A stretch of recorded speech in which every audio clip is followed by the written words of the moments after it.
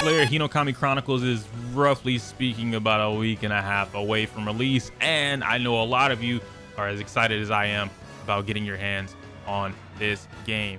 And while most of you are playing this on a casual, I love anime, haha cool Storm 5 level, it's not Storm 5. I feel like it's important that I really break down the we'll go with the top 7 maybe-ish, right? Your top important things about this game that you're really going to want to know for competitive play.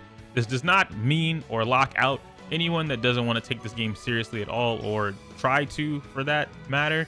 It's just letting you know that these are some very important mechanics in the game that weren't really discussed from a couple other YouTubers that I've seen, or just being talked about in general. And I do believe that these few mechanics that I'm going to talk about in this video are so important that they are going to dictate how the meta shifts from being a strong player to someone that is, well, maybe not so strong.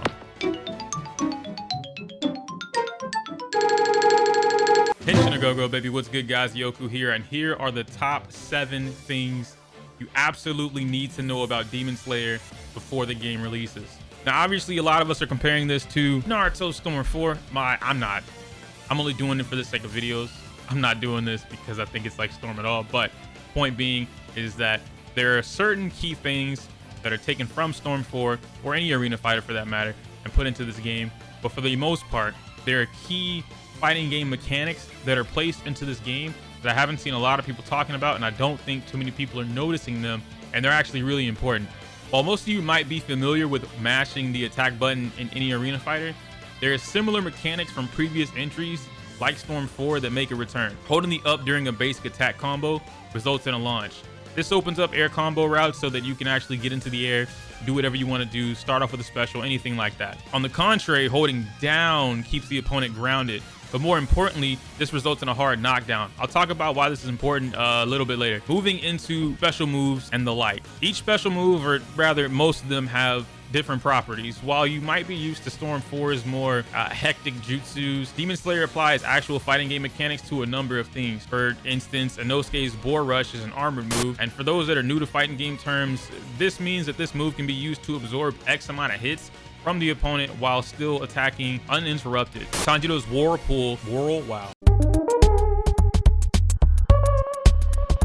Tanjiro's Whirlpool special is literally an invincible DP. I'll need to test the game once I get my hands on an early copy soon, but from what I can tell, it might as well be invincible on frame 1 or 2, which means yes, this move will absolutely be spammed as a wake up DP. And lastly, there's Shinobu's Poison Sting. While they still haven't really spoken too much in detail on this, it does apply poison to the enemy, and that much we do know. The timer is unknown at the moment, but this does open up the question of whether or not this status element can be applied on block and how combo route optimization will work. Next is the special meter, which would be familiar or similar to how the chakra gauge works in a Naruto game. Dashing doesn't use or replenish the blue meter, but dash or jump canceling will use this exact meter. This is important because it means dashing around like a maniac will leave you with no meter for combos, escapes, cancels, etc. So my usual thing that I keep telling you guys, learn to play neutral. That being said, we can actually talk about how certain buttons determine how long or short of a queue the combo counter has, meaning there will be optimal combo routes per button starts with each character. Red gauge seems to spawn from a more powerful special move, which means it has a shorter time limit for doing the actual combos. Yellow, orange, whatever color it is, spawns from a normal property attack, meaning that you have about, roughly speaking, the normal time, right, of doing any kind of combo. And then of course there's blue, mostly from what we've seen from Inosuke, which spawns from a weaker, fast, or light attack. Think of this whole concept as a light, medium, or heavy property to each attack. Now, something that is my favorite thing is the defensive options in this game. And I'm gonna tell you about the parry system, right? High risk, high reward. That's really all you need to know about the parry system. I mean, we could talk about how landing one of these allows you to start any combo that would normally be a heavy property, but with a blue meter instead. But then I actually have to tell you about push block in the game, and push block is huge. Basically, resetting neutral to allow you to reevaluate anything going on in the game is imperative to becoming a strong player. If you couldn't tell by now, Demon Slayer is a 2v2 game. That means that the assist meter in this game is very important, and how you use it determines whether or not you're going to become a basic, low level, like I just kind of mash buttons type of player, or somebody who really understands the concept of the game, the formulas and the combos, and how things work. Similar to most games with any type of assist mechanic, there are two options that you have. This one is called Emergency, which is basically a get out of jail free card. Maybe not free because it does cost all your assist meter, but this is what you're going to be using to escape sticky or mid combo situations that would probably kill you, or you don't want to be in them. They might leave you in a really nasty setup that you can't get out of, anything like that.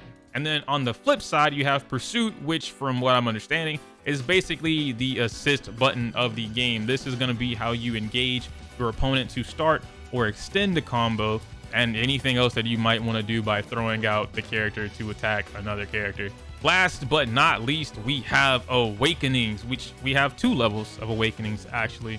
We have Awakenings and that ultimate gauge. The first Awakening is going to give you a buff to attack power and speed. The second is going to take that even further, taking you into Surge mode, which is the same thing, increasing your attack power and speed. But this one gives you an infinite amount of special moves as long as you're in this mode, which is going to be disgusting. I can definitely see a lot of players, a lot of people saving their meter, not using the ultimate, and then getting that third level of Surge, and then going from there. It does seem like the ultimate gauge carries over per round, and it looks like we might be moving into a best of 5 scenario with this game, where there are 3 matches or 3 rounds per match instead of just 2, which probably means you're going to see a lot of Surge mode activation and less of the ultimates done in this game. And those are the top 7 things that I could come up with about Demon Slayer Hinokami Chronicles that you should know before playing this game. Now, most of this was geared towards a competitive scene or a competitive nature, competitive mindset, if you will, but this does apply to anyone picking this game up, because I'm not sure what this game will tell you in terms of the tutorial. There's not too many games that have a really good tutorial like Guilty Gear Xrd or Unist or anything of the sort. So it's kind of up to the content creators and players to teach other people how to properly play the game so that we all have really good competition. If I missed anything that you want to talk about or you think is important, leave it down in the comments below. Let me know. Talk to your boy. Join the Discord if you want to join the Discord and play with all that kind of fun stuff and whatnot. I can't say my usual outro because it's inappropriate for YouTube. Subscribe, like the video, comment, share, all that, whatever. Smell you later.